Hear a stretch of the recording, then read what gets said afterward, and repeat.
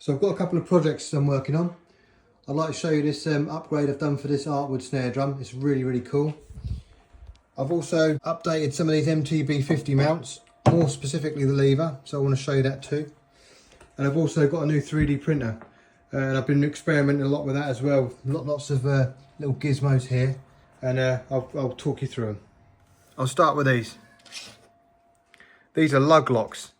Now I've searched high and low for these damn things, and what they do, on a two-way lug, they sit either side of them, and basically you lock them off, so it stops detuning of the drum. If you look at these, they're just a plastic boss, and they've got a recess in there which fits around the lug. You can see there, and it's actually on a taper, so it actually tightens up really nicely. And if you look at this drawing, I found this on the Tama catalogues, and I managed to sort of scale them and draw them. Now I'm 3D printing them, and they've come out like this. They look really great, and batch number is not a problem for the new printer at all. So the MTB50 brackets. This one is a first generation, and you can tell because there's no cutout for the memory lock, and it has the smaller lever. The second gen levers all had this shoulder machined onto them. So with the first gen, I mean, I still like them, but in terms of adjustability, you can see the lever actually hits the mount here, and when you tighten it, it hits there. And that's all because of this screw. It's on a star bolt, and you have to adjust it to suit what you're putting it on. So this one, for instance, is set up for a hex rod. So you can slide that in there, and there's enough movement to get that to lock up. Now, a guy contacted me recently, and he's using these on floor toms. Now you can't guarantee that all floor tom legs are the same diameter, and what he's saying is if he takes a certain pack of legs out, they won't fit some of his brackets, which makes perfect sense. A second gen lever would be much more appropriate because it gives you that little bit more adjustment. So I'd have thought, well, this shoulder is basically the same as this, just deeper, so I could machine a boss that you could just put on there. It's basically a washer, but it would look the same, but it would give you the adjustability you need. So I've machined these bosses up, and there's a lot of work in them, facing them up and making them look pretty, but when you put them on there, they look exactly the same.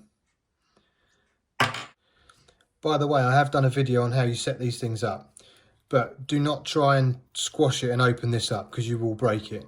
You have to screw the star bolt through until it's free, and it is sprung loaded, so you have to push that in and then start screwing the actual bolt through itself. Bit tricky, but once you get going, you can see the actual star bolt's now flush. So if you go a couple more times with that, wind that through. Now there's plenty of room to move it, and the lever passes it. So we can take this lever off. And here's the difference between the first and the second gens. It's only got a tiny shoulder on it. They all have a washer on there, but this one should eliminate the need for that. So basically that will go on there, and it will look just like a second gen lever. So you can put this boss onto that, then put the lever on, and then straight away you can get it onto this same hex rod without even having to adjust. You know, it's already tight. So if it was floor tom legs that are slightly different, you've got plenty of adjustment just from adding that shoulder on, and it's nowhere near hitting the bracket. There's so much work in these, and I mean, with a 3D printer, I mean, I could draw these and print 10 of them that much quicker, and they'd work just as well. So let's just do that.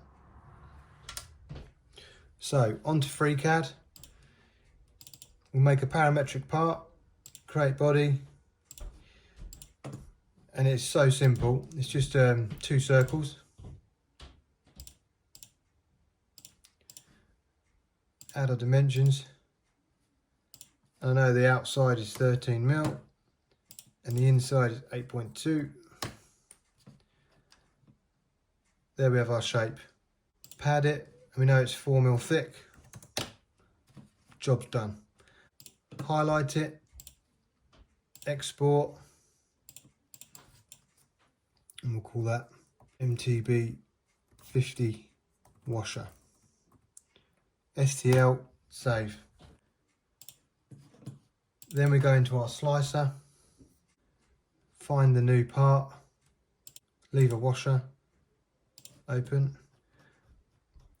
and there it is. So we'll do 6 of them. There they are, and all we've got to do is pick the material. I'm doing PLA, slice, and then print. Send to the printer. So it's now been sent to the printer. 12 minutes later I should have 6 of those washers. Now this has got AMS on it, which means it automatically selects the material and you can print multicolour. It's another reason why I wanted to upgrade. More stuff to learn, cooler stuff to print.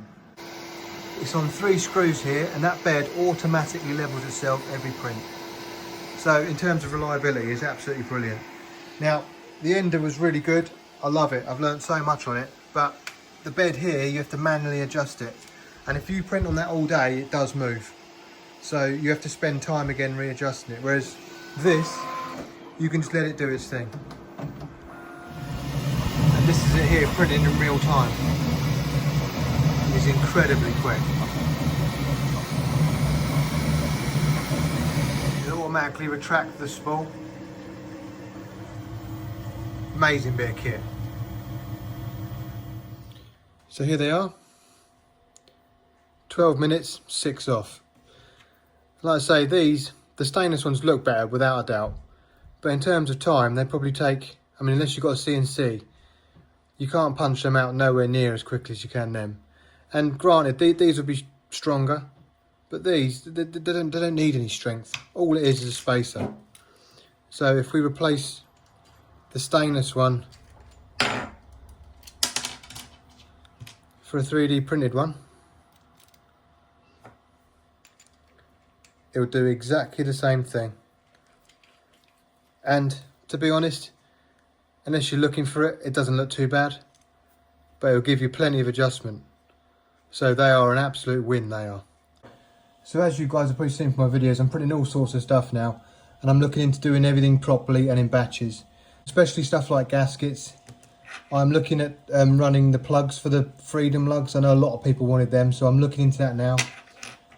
Iron Cobra toe plates, and if you want some of these for your artwood, and I know I'd definitely want them if they're available, because you cannot get them, contact me on Facebook. You can find me on the Tama forums, drop me a message and we'll get some sorted out. And if you like this solution for the MTB50 mounts, again, drop me a line and we can sort something out.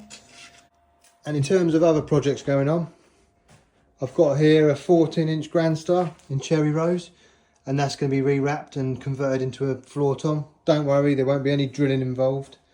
The Simon Phillips kit, I'm still working on setting it up and doing a playthrough, but I am playing at Cambridge Rock Festival this Sunday, and I am going to take one of them and have a smaller kit for that, but looking forward to playing it, and I'll try and get a few vids for when I'm up there.